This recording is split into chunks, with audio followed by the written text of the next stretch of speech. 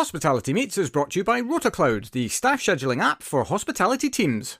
RotaCloud lets you create and share rotas, record attendance, and manage your team's annual leave, all in less time than it takes to make a brew. It can also make life easier for your staff, allowing them to check their rotas, request holiday, and even pick up extra shifts, all through the RotaCloud mobile app. Start your 30-day free trial today by visiting rotacloud.com/Phil and find out how much easier managing your team can be. Welcome to Hospitality Meets with me, Phil Street, where each week we take a light-hearted look into the stories and individuals that make up the wonderful world of hospitality. Today's guest is Clare Coghill, chef and owner of Café Cùil on the Isle of Skye. Coming up on today's show, Clare gives out some great startup business advice. I would just crack on and give it a bash. Phil gets flummoxed. I don't know, I can't even think of the analogy.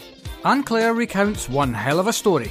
To my horror, the entire hill, metres away from the cafe, was engulfed in flames. All that and so much more as Clare chats us through her quite remarkable journey so far. Clare's story is brilliant, and amongst the anecdotes, she's got some very interesting points around culture. Points you won't want to miss. Please don't forget to give us a like and a share. Enjoy. And a huge Hospitality Meets welcome to Clare Coghill. Hi Phil, how are you? I'm great, how are you? Yeah, I'm very well, thank you. Up on the Isle of Skye here. Yes, indeed. Well, straight to it. Tell the world who you are and what you do.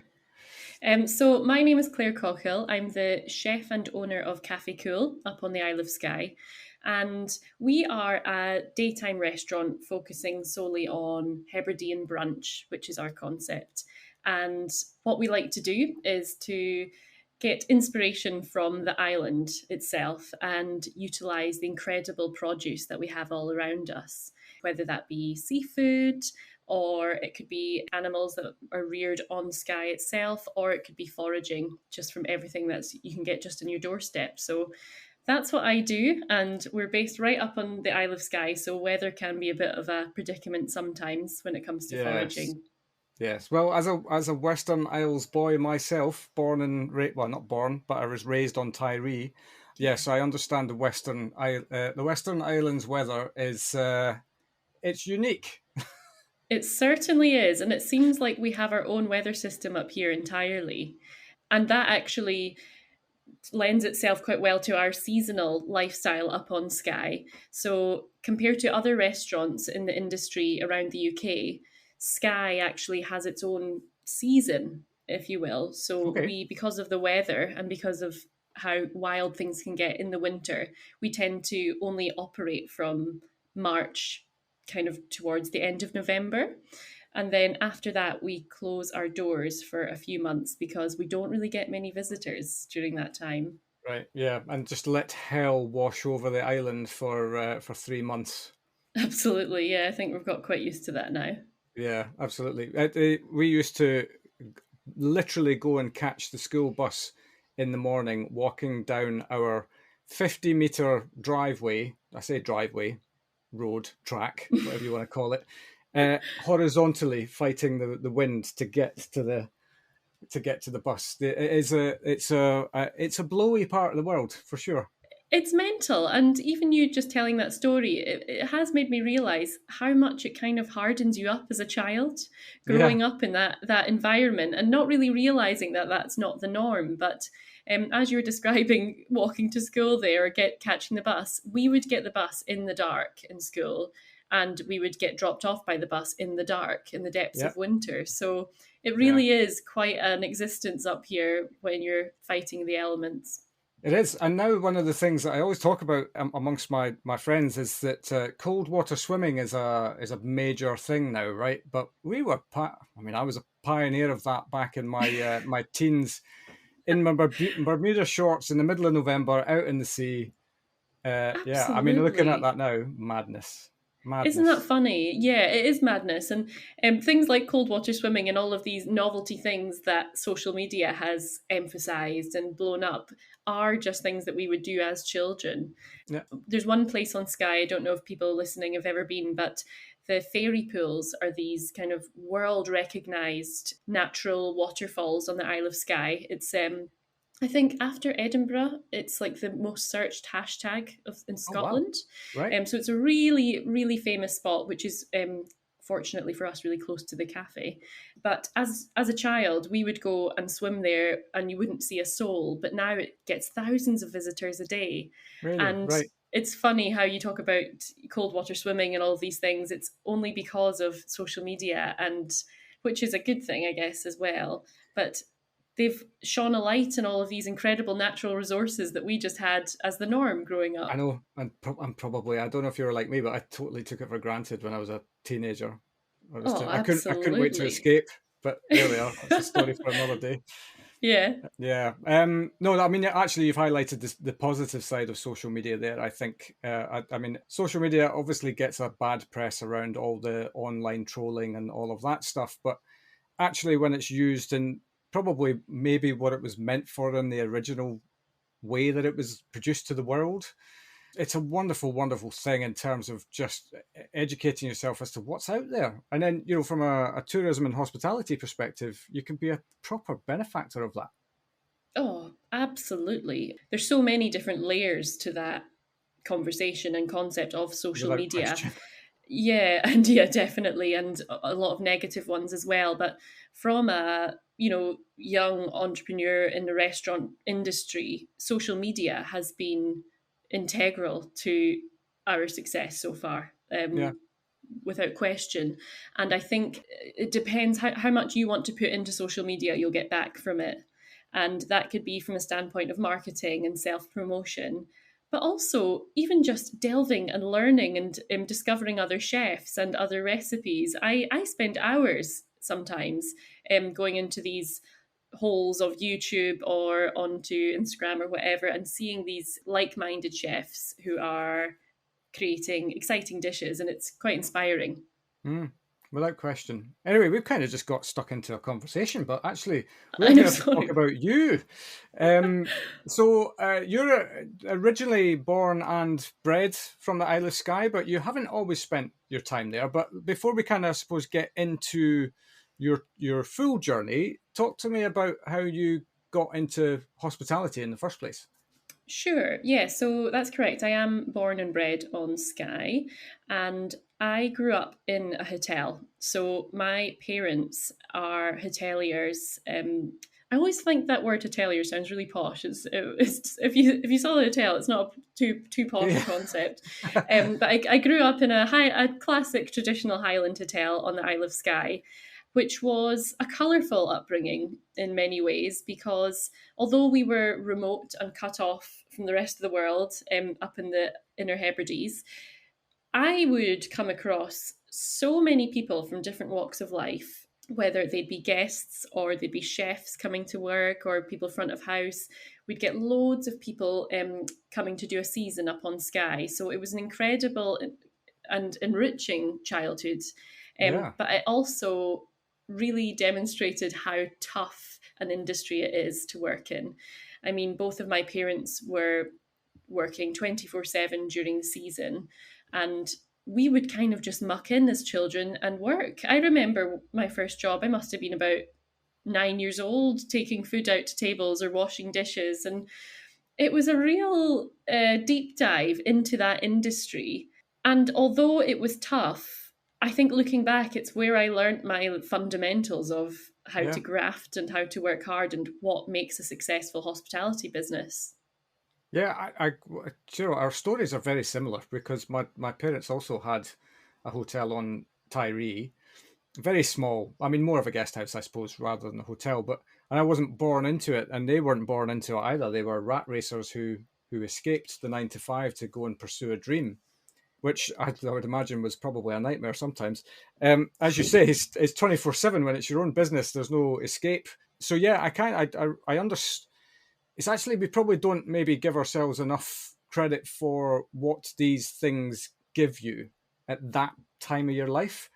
Probably teaching you ethic, just having a work ethic and soldiering on through problems, soldiering on through tough times, all of these kind of the things that we probably now take for granted, but actually were Yeah. forming you.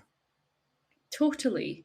And I think most people can agree that when you're in your formative years or you're growing up, you can quite often resent the environment around you. Yep, And I was certainly one of those. And it sounds like you were quite similar as well. indeed. And Yes. once I had finished high school, the last thing I wanted to do was work in hospitality. Mm. I grew up seeing how difficult it was, how much stress it brought into a household.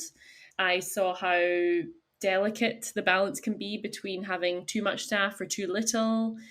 I just knew that that was an industry that it was obviously rewarding, but the graft that you had to put in to get any sort of reward was just unbelievable. So after I finished school, the last thing I wanted to do was to go into hospitality. So I thought, I'm getting out of here, I'm leaving Skye, and I'm heading to the big smoke like everyone else and Yeah. doing something entirely different. So that's what I did. And what was the entirely different thing? Well, I ended up studying media and public relations, funnily enough, at uni in Edinburgh. And so I did that for a few years and graduated over in New Zealand and decided to actually go into the media world and to work in TV. So I was working in production and completely the opposite to anything to do with chefing or hospitality. So Yeah. I was working for different TV companies down in London. But one thing I always remember telling different producers I'd work with is that growing up in hospitality and in that industry is such a transferable skill to many other industries that I don't think people quite realize that. So I felt like the people skills and being able to work long extended hours and working quite well under pressure lended itself quite well to me working in that TV industry in London. But like a lot of people, once you leave hospitality, you begin to see the benefits once you're looking back at Yeah. it. Grass is greener until it's made it Yeah, astroturf, isn't it? that's exactly it. So when I was down in London, don't get me wrong, I absolutely loved it. Love London, still do. And I enjoyed working in the TV industry and met lots of interesting characters. But I just kept having this unexpected longing for hospitality. And growing up, I didn't do any cooking at all in the hotel. I worked front of house and did a lot of the customer facing stuff. So cooking wasn't actually something that was on my radar as an option for me. But it just began to develop as I got older, and I just formed this desire and passion for food and cooking. And I think that living in London is what sparked that or reignited it for me. Yeah, well, I suppose that's the thing about being somewhere like London, though. I mean, I have always had this thing since I've lived in London. I suppose it's another one of these things where when you're there and you're in it, and you just keep your head down and you get on with what you're supposed to do, you maybe don't appreciate fully what it is that is, maybe drew you there in the first place. But London for me it just gets better, just gets better and better. Mm. And especially again, you're probably now at an age in this story whereby you're beginning to form in your head who you want to be and what you want to stand for and all of that. And when you're kind of, I suppose, when somewhere like London is showcasing all of its, especially when it comes to food, its food capability and all of the various different things you've got, I can kind of see why that might have started turning your head again. Absolutely. And you are right about London and many any other major cities around the world. When I was working in TV down there, I didn't have a lot of a chance to experience what it had to offer on the food scene or culturally. But once I'd taken a step back from that and realised that hospitality was something I was interested in again, I just began to immerse myself entirely in all of the offerings that London had from a food standpoint, which was just incredible. Mm. I was living in Hackney and I managed to get a job. I was hired by a wonderful lady called Jen Weiss, who owned the Lighthouse Cafe in Walthamstow, which was a incredible cafe specialising in just like lovely small plates, seasonal produce. And I managed to get 1 or 2 days a week just in the kitchen learning off the chef, and it just completely ignited my passion for cooking, and I kind of didn't look back after that. Right. So how long ago are we at now? When was this? So I was working. I started to go back into hospitality and get my first job in the kitchen in the Lighthouse in London. I think that was back in 2018, 2019. So Okay. this isn't too broad a history here. This is all still fairly recent. And I do still see myself as being at the beginning of my journey in chefing and hospitality. But what happened for me there was I learned a lot in a very short space of time and absolutely loved it and ended up running the kitchen with the other chef, which was a really great learning curve for me. But because I grew up in the hospitality industry, I knew how hard it was to work in it and not really like the wages and stuff. They're not famed for being that great in the hospitality world, depending on what level you're at.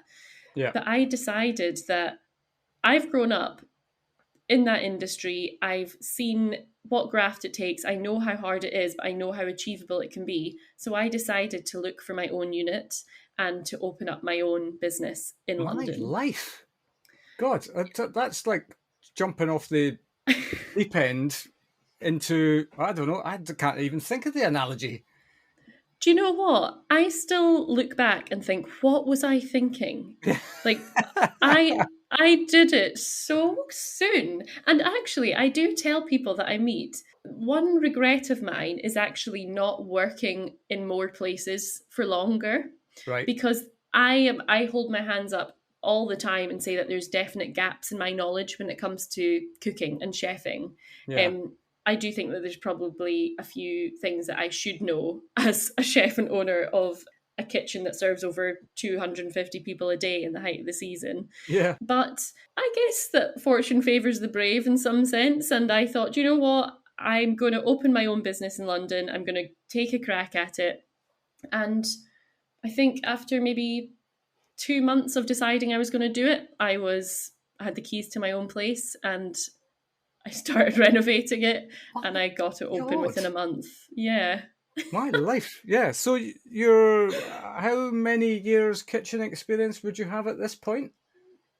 A Oh, year? Two I'd years? say a year. I'd say about a year. Yeah. Right. But then, I mean, it's quite remarkable, and I kind of want to give you a round of applause. But I'm guessing there's probably some deep psyche stuff going on here around. Also, you've grown up in an entrepreneurial environment, so you maybe didn't realize that was going to be something that you were quite passionate about until you kind of start finding something that you are passionate about, and then you think, well, actually, I've got some ideas and I've got my own thing, and I absolutely wouldn't get caught up in and worrying too much around the gaps in your cooking capability, because actually it's not really about that. It's about knowing what you do know and doing it really, really well, and doing it well enough to the point where people want to keep coming back to sample it. I mean, just look at somewhere like Honest Burgers. They're a Yeah. pretty well known burger brand. What do? They just do really good burgers, right? I mean, that pretty much it. Yeah. So you absolutely don't have to be a fully classically trained chef, I think, to be successful in this world. Yeah, I think you're right. And the longer that I do work in this industry and in the kind of chefing realm, the more I realize that it isn't. I think that we're moving away now from that overly classically trained image of a chef who has all of the the badges and whatever, and has this huge roster of places that they've worked that kind of gives them their credibility. I do think that we have moved away from that now, and what speaks a bit louder is the individual and the passion that they have for the food that's around them and what they are willing to try Yeah, and to experiment with. And if people are excited by it and people return and they love what you're doing, then there's no reason why someone with no experience can go and open a kitchen, you know? absolutely. Yeah, I mean, there's all manner of success stories of even overnight successes. And yes, I absolutely don't want to take anything away from somebody who's spent a lot of time studying Of and becoming course. becoming this person that we're actually talking about. Yeah, Because there's definitely a time and a place for people with that capability, but it shouldn't be a absolutely. hindrance as to why you should come into this industry and why you shouldn't give something that you're passionate about, because ultimately what you're talking about is almost business 101, which is it's actually the story you tell with what you do, and then back it up with a good quality offering that is way more important than the specific detail that comes to how you got there in the first place. Definitely. And I do often say to people as well that the amount that I learned in such a short space of time from just throwing myself into the deep end, even from working in that kitchen that I first learned how to cook, that was me throwing myself into the deep end. I had no prior experience, Mm. but just a passion for food. And then again, throwing myself into the deep end by finding my own unit, renovating it, and then starting up my own business. I made loads of mistakes in that period, but when else are you going to make them? Now is the time to do it. And Yeah, yeah. I feel like if I look back on myself, so it's 2023 now, so that was over 3 years ago. I've come on in such a big way, and I wouldn't have done it. I wouldn't have come on had I just been working underneath someone this whole time in London. I don't think so. I think it's like putting yourself into those really vulnerable situations is when you're going to see the most growth. Without question, yeah. So let's talk about that transition then from being an employee into all of a sudden having the keys to your own place. Yeah. First of all, I kind of want to explore the psyche around how that kind of happened. Was there a moment whereby you were just like a light bulb came on and you just had a vision of something, and or how did it all come about that you thought, do you know what, I think I've got something, I'm going to give it a go? Yeah, I guess so actually. So when I started to enjoy everything London had to offer on the food scene, I did realise that there was a slight lack of Scottish offering. Right? And there's a few places in London that are fantastic that do offer classic Scottish produce or things like you can go down the novelty route of like Iron Brew, square sausage, tatty scones. I mean, I don't Haggis. get me wrong, I love it. Yeah, haggis Yeah. 101. I do love that stuff, but I'm kind of more alluding to things like Scottish hand dive scallops or langoustines, Best in the black world. pudding. Yeah, all the best stuff. I kind of felt like that wasn't being showcased enough in London. There's plenty of incredible restaurants that use the produce from the north of Scotland, where I grew up.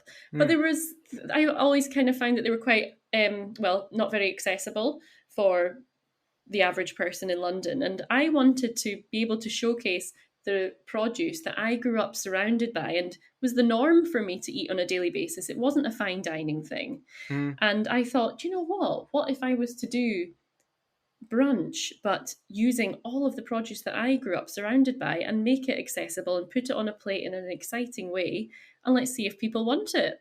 right. So I thought, you know what? I think I'm onto something here. I had no business plan, I had no funding, but I Sounds had an like you're idea. nailed on success. Yeah. Exactly. I don't know what I was thinking. Yeah. But it happened, and I made it happen. And if people know their years and their dates well, the year 2020 is not a good one for business. So No. I ended up opening my doors in February 2020 to Oh, my God. lovely little cafe in Hackney, and of course. I think we're all over the P word, but just to reference it quickly, the pandemic obviously arrived and I had to close my doors after 5 weeks of trading, which was Oh, heartbreaking. just such a gutter. Yeah, yeah. It really was like obviously so unexpected, and I was in this slight state of shock and panic because this was all I had. I had just thrown everything I had into opening this small space, Mm, and then, like every other business in the country, we had to close our doors. So we did that. We hired a car and we drove to Skye about 3 days before lockdown properly hit because we heard that it was going to happen. So oh, we God. locked up Well, the good. cafe. At least you kind of got in there, as it were. Yeah, Exactly. So we drove up to Skye, became COVID refugees at my parents' house, and we kind of expected, like everyone else, for this to blow over after a few weeks. Yeah, well, So we at the thought, time let's, it was only talked about. Yeah, we're going to probably do this for 2-3 weeks and then of see what course. happens. Yeah, so we kind of thought, right, let's lock the cafe. We're going to head up to Skye, just wait for this to blow over, and then we'll pop back down and get it open again. Hmm. So, as we all know, 3 weeks led to about 3 months.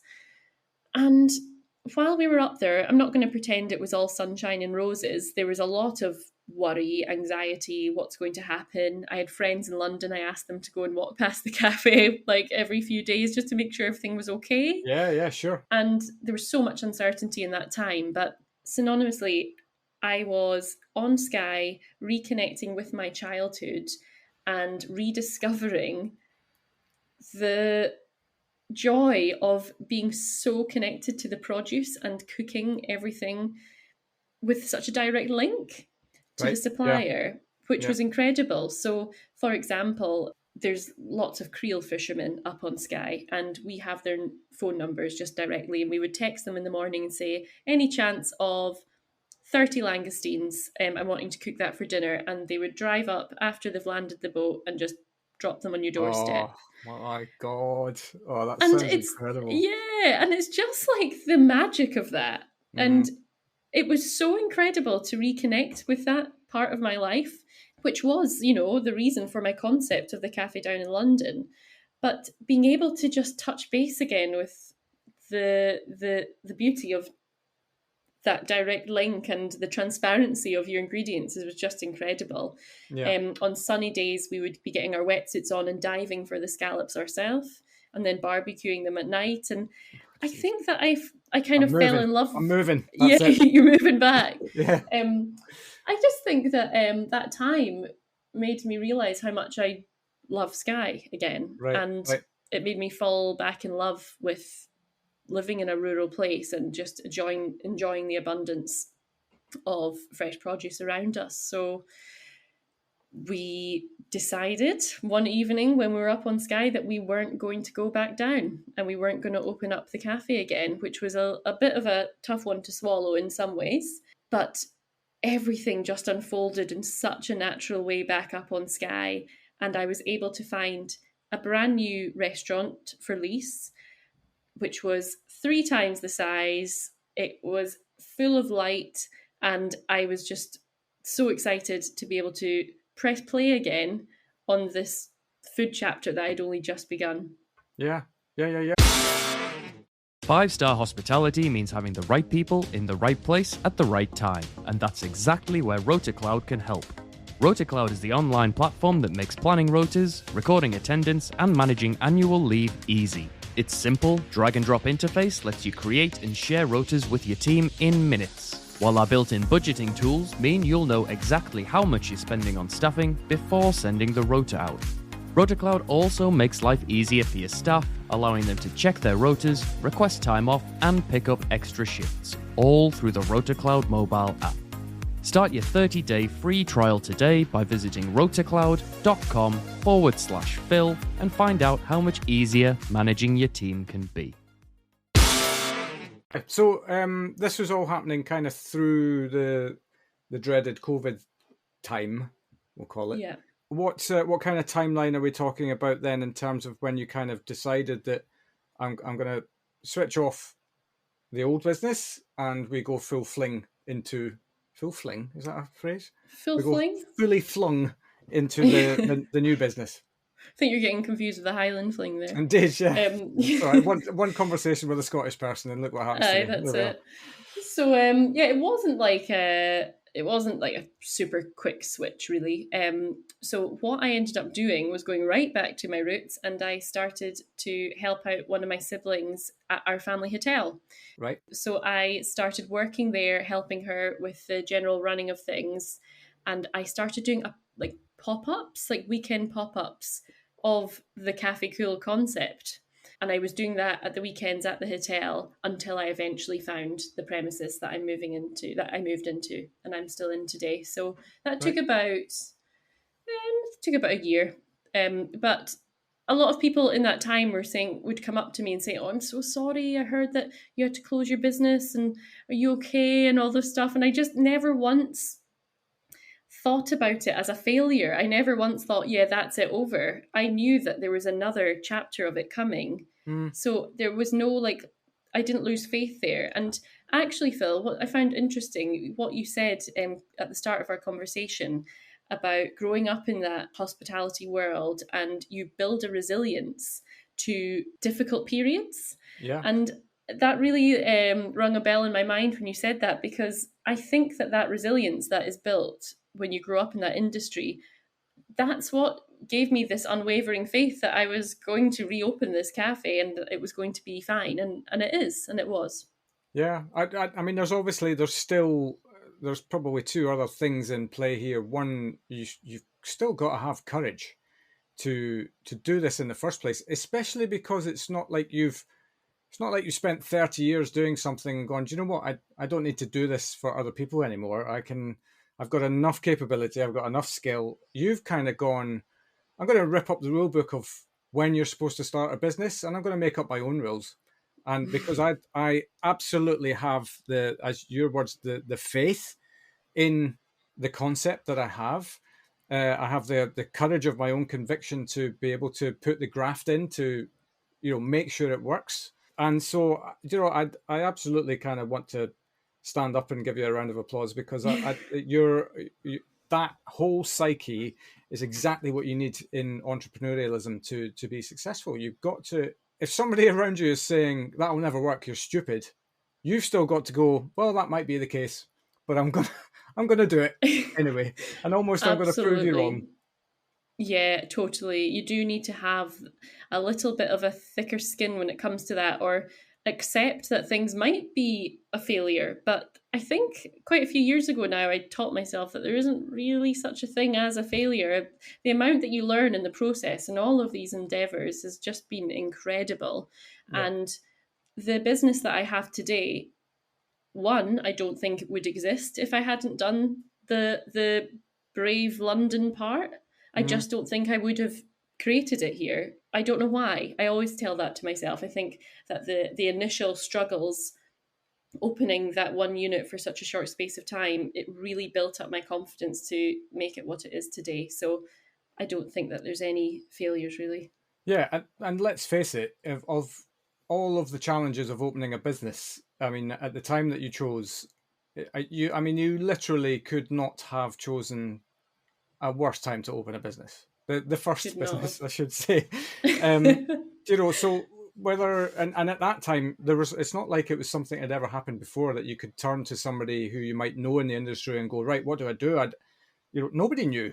So you kind of almost, you're all of a sudden the world's most experienced CEO when it comes to that moment, because nobody had a clue what to do next. I think you're absolutely right there. And I think there was definitely, I don't like to dwell on it all too much, that period. I think we're all very happy that it's over, but I do think that there was a sense of unity about it. Like everyone in the industry was just like, what is going on here? But we're all in the same boat, and I think everyone has got way more connection now in the industry because of it.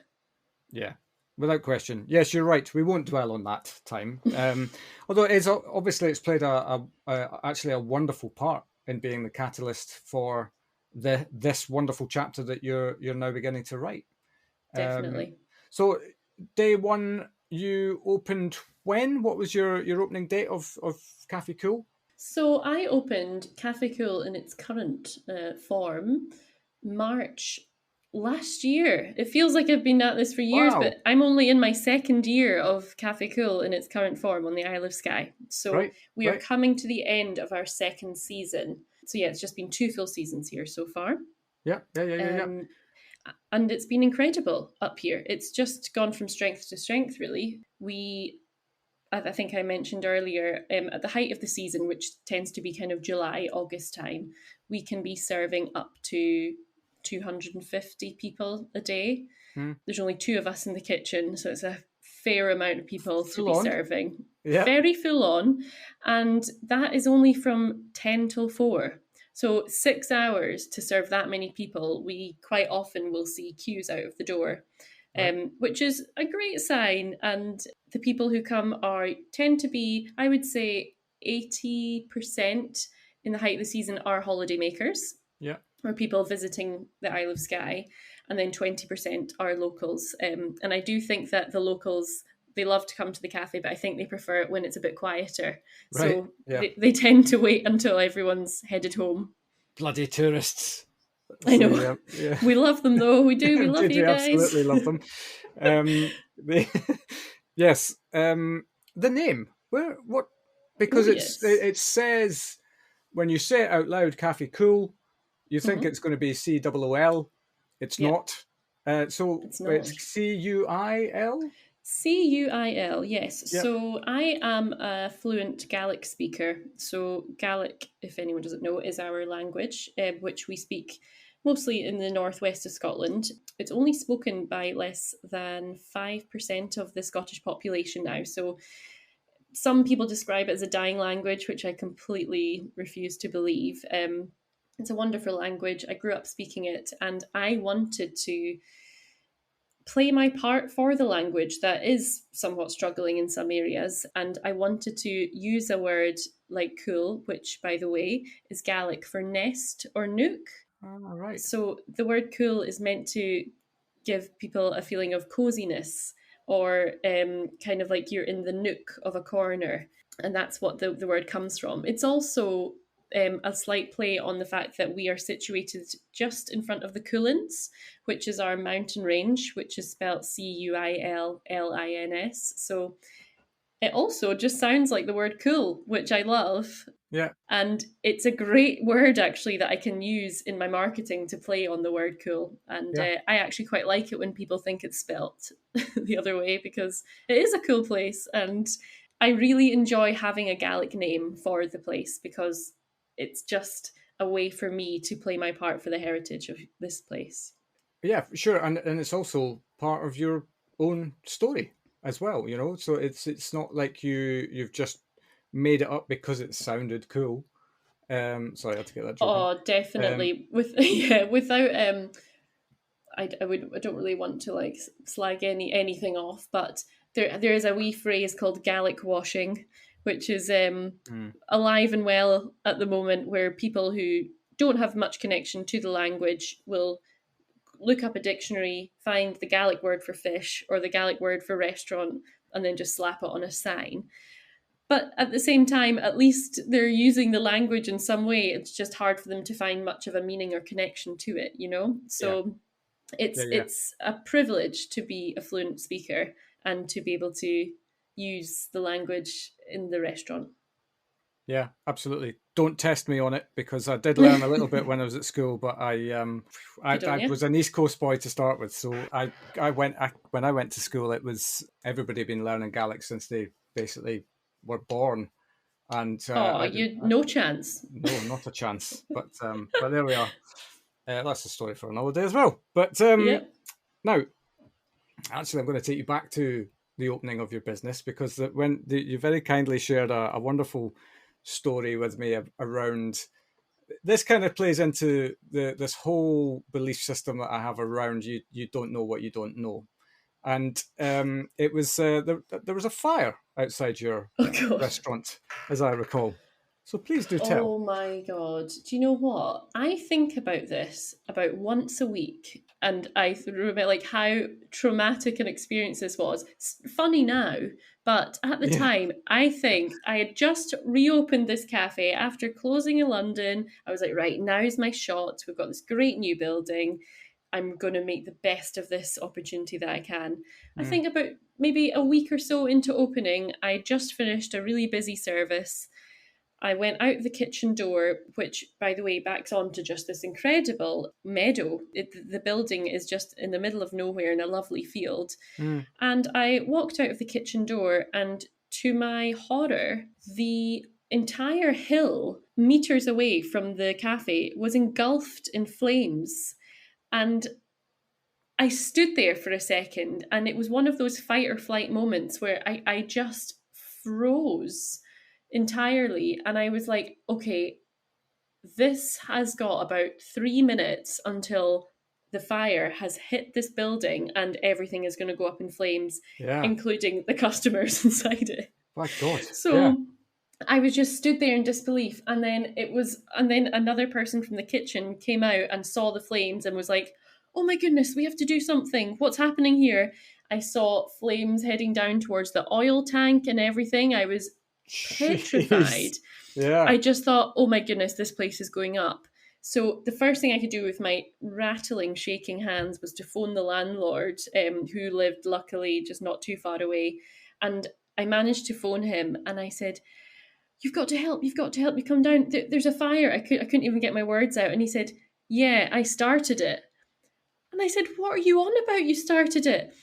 And turns out he was burning the heather. He was doing what we call up here a fallishker, which is Gaelic for burning of the heather, which happens on an annual basis, where crofters or farmers in the area will burn a lot of the land so that it can make way for fresh grass for grazing for the animals. Right. And he had basically started this fire, which had admittedly, I think, had gone a bit out of control, a bit too close for comfort to the cafe. But little did I know that he was actually following the flames with a hose. But he didn't. He decided not to tell me that he was going to do the controlled burn this day. Communication might have been useful. Oh, it was such a frightening experience, and I still think about it as being like, if I ever have a bad day, I think, well, at least the cafe isn't going on fire anytime soon, or the entire field around this place isn't engulfed in flames. So it's a really good benchmark for me to know like what stress actually is. Yeah. God, and I can't imagine what must have been going through your head at that time as well, especially having had kind of, one monumental disaster in your previous business completely out of your control. And then you're like, are there any more signs that maybe I shouldn't be doing this? Exactly. Yeah. No, well, luckily it didn't deter me too much. And today we are thriving and we haven't had any fires. And things are going very well. So fingers crossed it remains that way. Good. Yeah, no, absolutely. A couple of other things I just wanted to cover before I let you go. One is you took part in a competition on the TV, I believe. I did indeed. Good old broadcasting TV. I did. Yeah, so tell us it was about that. Actually, it's funny how this, you would think it would play into my story of the cafe, but it's not actually what got me into working in food. However, it is quite a amazing experience that we took part in. So back in 2017, so this is way before I started cooking professionally, my friend and I, who also has a business on Skye, we decided to enter My Kitchen Rules, which is a cooking competition hosted on Channel 4. It's really big in Australia, and I think they did a format over here in the UK. And so we entered My Kitchen Rules kind of as a laugh. I think we were young, just finished uni, fairly skint, and I think we saw the 10k prize, which was a big banner on the advertising. We thought, right, let's get on that. Let's see how we get on. Yeah. And even if we don't win, it will have learned something along the way.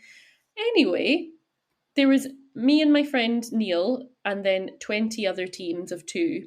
And it was 3 months of filming, and each week we had to do a different task, whether it be Indian street food or classic French cuisine, or we had to do our own pop-up restaurant as one week as one of the challenges.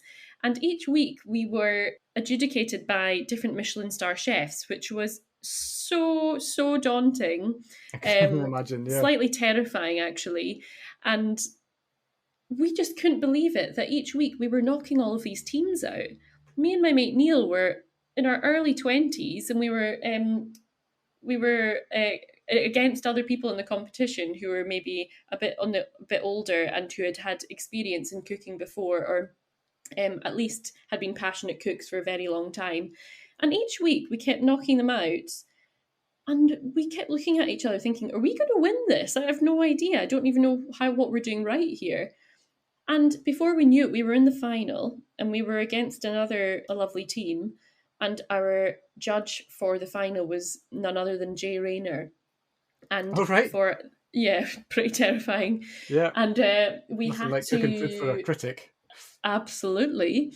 And the final task was to cook a meal for all of the previous contestants. So it was kind of like the challenge was to figure out how to cook things like en masse, because we had to cook a lot of it. And we ended up deciding to go back to our roots and cook things that we could get from Skye. So we did like a venison tartare that we got from the hills of Skye. We did something with langoustines with crab, I think, for the main.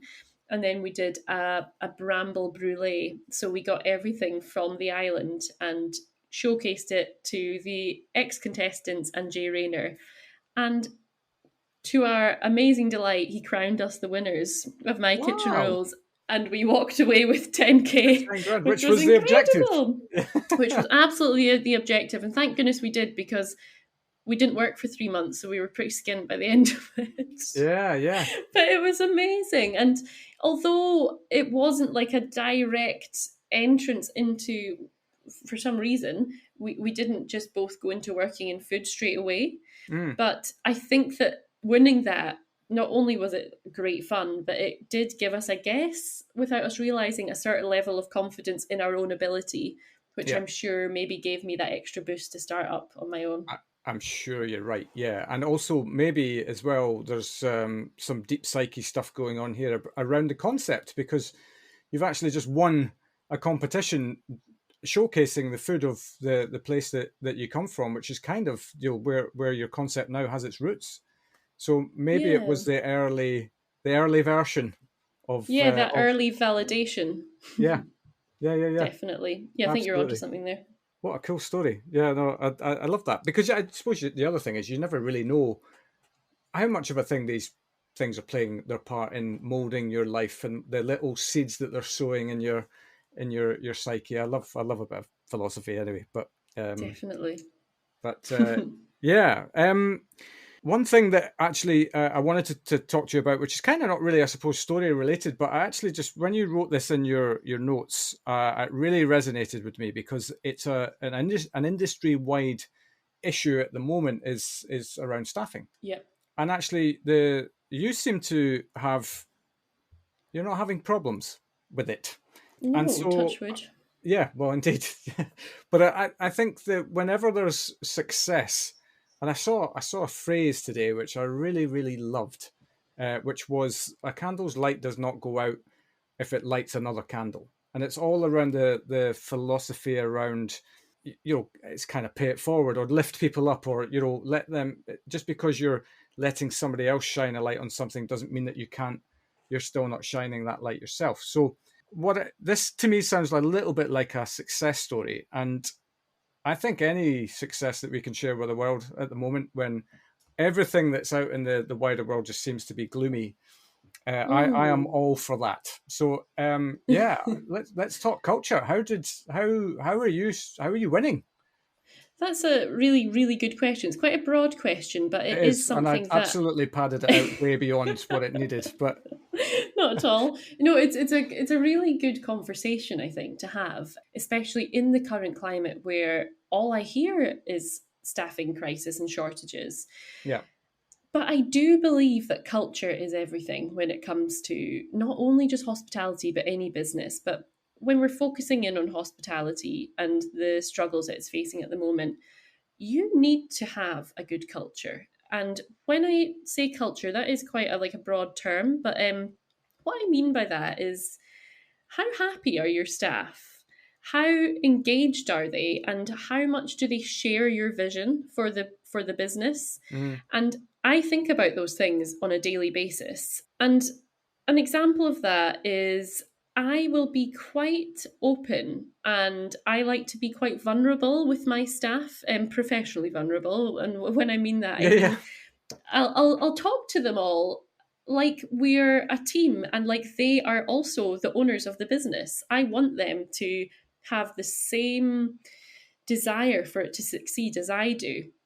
And I think that because I work there on a daily basis, I work with them all.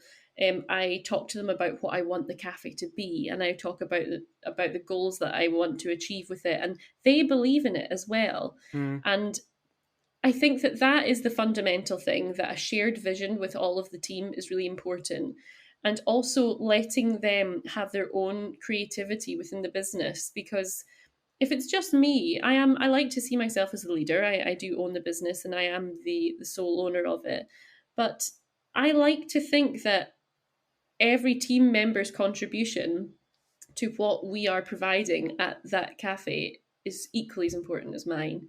And I think that if they know their worth and they know that their contribution is important, then why wouldn't you want to work there? And I think that has been the key for retaining my staff so far, and we haven't had any shortages. Actually, a few times we've had too many staff, so it's quite incredible how well it's doing in that sense. And I don't think that paying people loads of money is the key to keeping staff. I think there's so I much agree. more Yeah. to that. And if you can wake up in the morning and feel like you are being appreciated at work, I think that is completely priceless. Yeah, money papers over the cracks. It doesn't solve the issue if you're not dealing with the things that you've just mentioned. And actually, the way you've so eloquently put that there, I think is just a really lovely, simple way to think about it. That sometimes we overcomplicate solutions to things, but in actual fact, a lot of the time the solutions are right in front of our eyes. And actually, if you just think about things logically and put yourself in the shoes of the people that you're looking to bring on the journey with you, what do they want? What do they really want? And yes, money is important, and to a point that we all need it to live and get by, but it's not the fundamental reason for the vast majority of people who are career minded as to why they will do something. Absolutely agree. And if you lead people with that understanding, that connection and meaning and enthusiasm for a project or a job is what is driving you all, that shared vision is what's going to keep everyone there, and it makes it enjoyable for everyone. Yeah, absolutely. Great stuff. So, well, what's next? I suppose you're getting through this season, and what's the next chapter of Café Cùil? Well, yeah, I've been loving the journey so far with the cafe, and we are coming to a close for season 2, which has gone really well. And I'm It's like a thinking Netflix of, thing. I know, isn't it? Yeah, season 2 finale coming soon. Exactly. Well, what I'm thinking of doing is spending the off months, if there's such a thing, but developing more recipes and actually working at documenting them a bit more and sharing my recipes with a wider audience and getting them more involved in the island culture and how they can get their hands on certain ingredients and create the simple but delicious things that we make at the cafe. So that's my goal for this winter, I think. Right. Absolutely. That sounds like a cookbook's coming. Oh, sounds like it. We'll see. Great stuff. Brilliant. Well, look, I think your story is amazing. And I think it's also one of those stories that just plays completely into, the more I do this, the more I'm gobsmacked by the people that this industry has. And I think there is no right or wrong way to do anything, and your story would say that you're a bit nuts, actually, to do what you've done, because Yeah. that's what all the rule books tell you. If you're going to open a business, make sure especially if you're going to put business plans together for funding and stuff like that, you've got to kind of show credibility in that process. But in actual Yeah. fact, sometimes, and this has been a subject that's come up many times on the show, is that actually naivety is one of the greatest gifts when it comes to starting a business. And I mean that in the nicest possible way. I'm not saying, oh, Yeah. you were totally naive. Because actually, That's a brilliant, that's a yeah, great thing to say. I totally agree with that as well. because if you think about things too much, then you probably don't end up doing what you're doing, right? You think it, do it, action it, go.